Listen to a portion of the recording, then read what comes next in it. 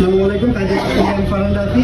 তো ভাই আসছিল গাড়িটা নিয়ে পলি করাইতে, পলি করানোর পরে এই গাড়িটা কালার করা ছিল, কালার অনেক ফ্যাট ছিল। তো ভাইয়ের বলে আর কি গাড়িটা কাটিং পলিশটা করে আর কি সিরামিকের যে আগের যে একটা লেয়ার থাকে আমরা কাটিং পলিশ করি, এই কাটিং পলিশ করার পরে ভাই কি খুশি হয়েছে কিনা এটা জানার জন্য আর কি ভিডিওটা করা।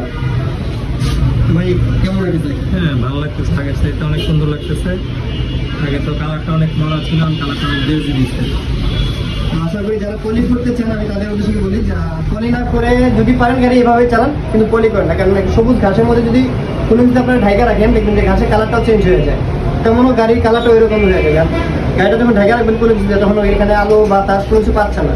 তো সিরামিক কোটিংটা করলে হচ্ছে কাঁচের একটা লেয়ার করে আমরা মোবাইলে যেমন একটা স্ক্রিন প্রোটেক্টর লাগে ওরকম একটা প্রোটেক্টর করে যায়। তো ওই কালারটা ভালো থাকে, কালারটা নষ্ট হয় না, ফেট হয় না, এতে কোনো রকম স্ক্র্যাচ করে না।